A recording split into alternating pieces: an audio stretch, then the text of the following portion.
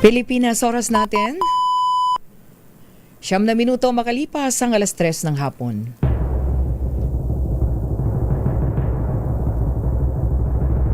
And the Golden Dove for Best Public Service Program Host goes to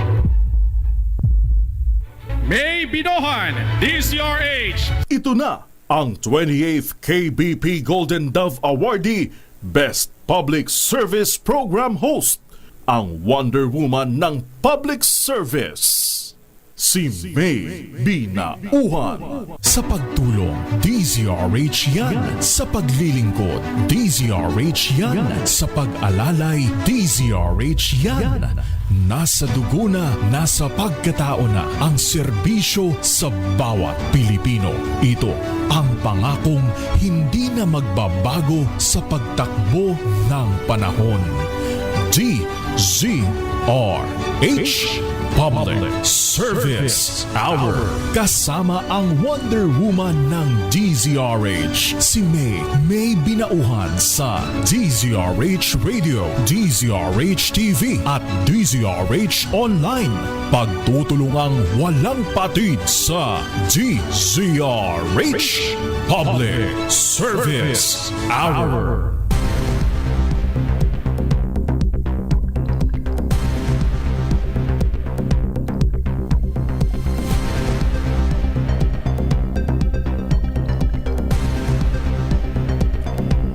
Magandang mainit na hapon. Ang init talaga kapag lumabas ka. Ingat kayo ha. Ang BP ay taas baba. Mainit na hapon sa lahat po natin maginigiliw na tagapakinig. Sa ating mga kababayan sa Luzon, sa Visayas at sa Mindanao, kumusta po tayo? Ngayon po ay Martes Santo na po tayo. Ika-31 sa buwan ng Marso. Katapusan na po tayo ha. March 31, 2026. Mga kaibigan, muli po, samahan niyo pa rin po yung lingkod, May Binauhan dito po sa Public Service Hour. Siyempre pa una sa Pilipinas, una sa Pilipino. 3:00 hanggang 4:00 po tayo ng hapon. Patuloy po tayong maghahatid sa inyo ng mga update ng mga ganap sa labas ng ating himpilan. Lalong-lalo na po yung mga lugar kung saan ang ating pong mga kababayan ay nagsisiuwian na. Yung mga maagang nag-file ng kanilang mga leave or mga vacation leave. Diba? Mga leave of absence. Mga maaga pa lang ay nagplano na ng bakasyon. Mayroon kasing ganun eh.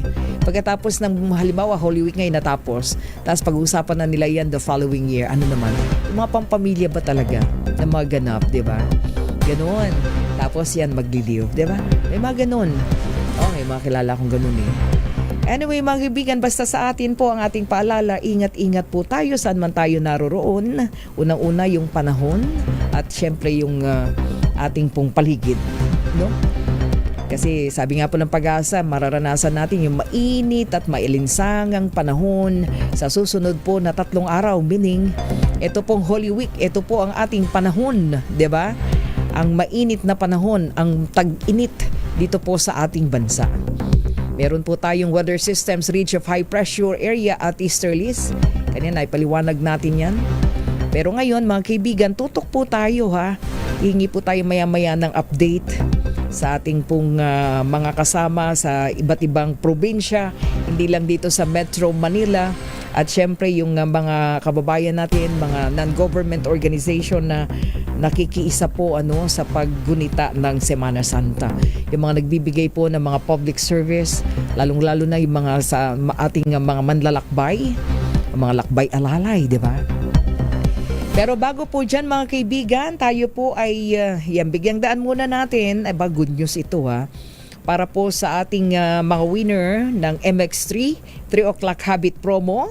Ayan, meron po tayong 5 winners for this week. At syempre para po dun sa mga hindi pa po nananalo dun sa kanilang mga pinadalang entries na hindi pa po nabubunot, wag kayong mag-alala dahil meron po kayong pag-asa sa grand draw na sa darating po na April 11. April 11 po.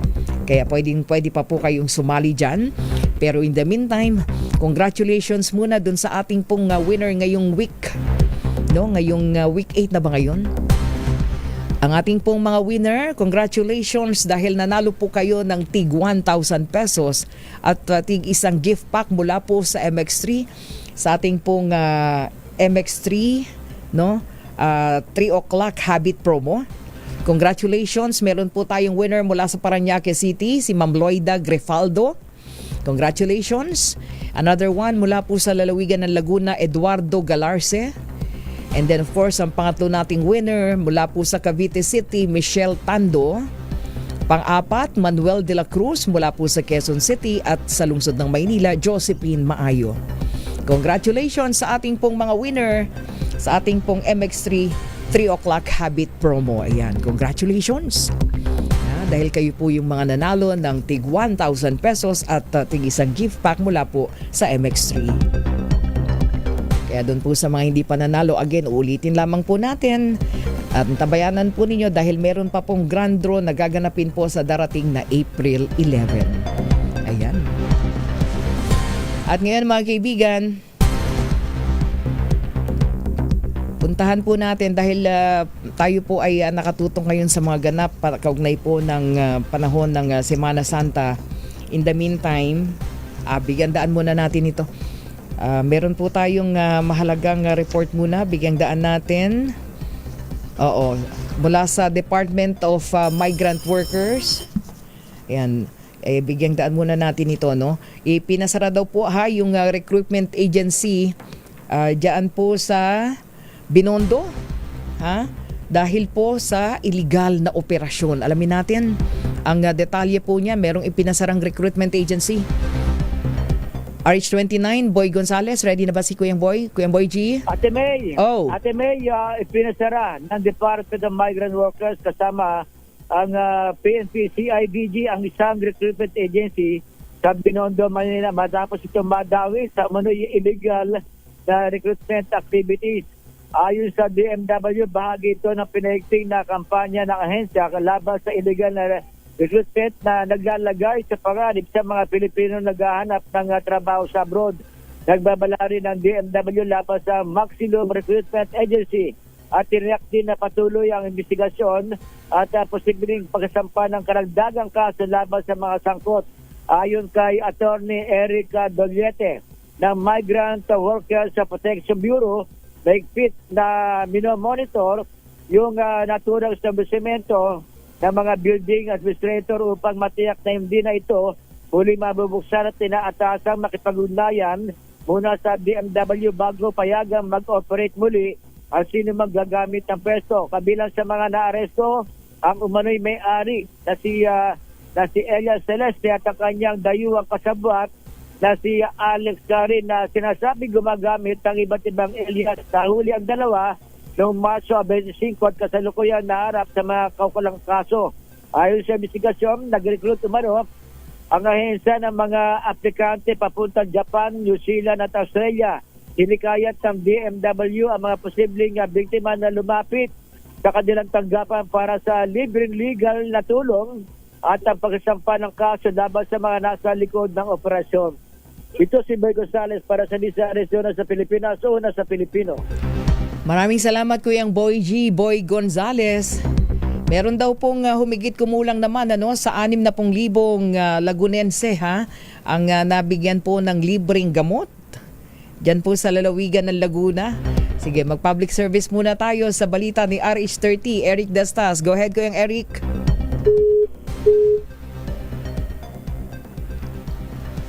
Okay, go ahead. Go ahead Kuyang Eric. Ate May, magandang hapon. Yan na. Pangambangan na mapurnada ang libreng maintenance medicine sa Laguna. Pinawi ng provincial government. Ito ay matapos siguraduhin ni Governor Sir Aragones na mananatili ang nabanggit na programa hanggang sa matapos ang kanyang termino. Ginawa ng gobernadora ang pangako matapos iulat na ipatayo na sa 24 na bayan at 6 na siyudad sa lalawigan ng Laguna ang mga butika para sa libreng gamot. Kabilang na ang mga maintenance medicines tulad ng losartan at mga vitamina. Paalala ni Governor Sol sa mga hihingi ng libreng gamot, magdala ng reseta at booklet na gamit o gamot na makukuha mismo sa butika. Kung wala anyang reseta ay maaaring humingi sa doktor na naka-duty sa butika. Dagdag pa ng gobernadora na makakatipid ang bawat pasyente ng 3,000 piso kada buwan dahil sa libreng maintenance medicine. Mula Marso halos umalo na ng kumulang saan 10,000 Lagunense ang nakinabang sa akay ni Gob Butika. Pangako ni Governor Sol, mananatili ang libreng maintenance sa medicine habang siya ang nakaupo bilang gobernadora ng naturang lalawigan. Ito si Eric Dastas para sa DZRH, una sa Pilipinas, una sa Pilipino. Maraming salamat, Eric Dastas. Mula po sa lalawigan ng Laguna. Ayan mga kaibigan, maya-maya po akyat naman tayo ng Baguio City. Ayan, pahingi ako ng signal. Pag ready na si Romy Gon. Yan, si Lakay Romy Gonzales at malaman natin sapagkat sabi nga natin gusto nating sabi ni Kuyang Romy kanina, ayan, sabi ni Manong Romy, hindi daw ganun karami. Tama ba? Medyo yung dagsa ng ating mga kababayang bakasyonista sa Baguio ay hindi pa ganun kadagsa. Malaman nga natin. Siyempre pag tayo gusto natin yung malamig, pero siyempre sa harap po ng ating pinagdadaanan yung umiiral po na krisis natin sa langis, yung mataas na presyo, kasi pagka mataas ang presyo talagang krisis yan, di po ba? So mamaya alamin natin ang panahon ng Semana Santa, paggunita ng Semana Santa dyan po sa Baguio City. So makibalita tayo kay Romy kasi kadalasan pag ganito po, ganito mga panahon, alam natin marami na po ang nagsisiakyat ng Baguio para po sa kanila pong o sa kanilang bakasyon. Kahit kami tayo minsan naranasan nating umakyat ng Baguio City pag panahon ng Semana Santa, at alam natin kung gaano kahirap ka-traffic dahil sa dami po ng dumadagsa pakyat ng Baguio City. Syempre gusto natin yung malamig, di ba? Sa panahon po ng Semana Santa. So pupuntahan po natin ang Baguio City at malaman natin. Okay na ba? Wala pa si Romy? Sige. Maya-maya antabayan na natin si Romy Gonzales at mamaya meron din tayong makakausap meron pong isang NGO dyan po sa Pasig City na ang kanilang meron silang ginagawa ngayong programa dahil nga po sa krisis sa langis at yung epekto na ibinibigay po niyan sa mga super rider natin at lalong-lalo na siyempre ang apektado talaga dito yung transportation sector yung sector transportasyon. Kaya meron po silang binuhay yung community pantry na matatagpuan diyan sa Urbano Velasco Avenue. So malakas yung panawagan nila na dapat sa panig ng gobyerno na talagang bogey na lang yung excise tax. So malaman natin yan maya-maya. Puntahan na muna natin ang Baguio City. Pwede na? Ready na? O sige, punta muna tayo ng Baguio. Dinig muna tayo ng malamig na balita mula kay RH41 kay Romy Gon. Lakay Romy Gon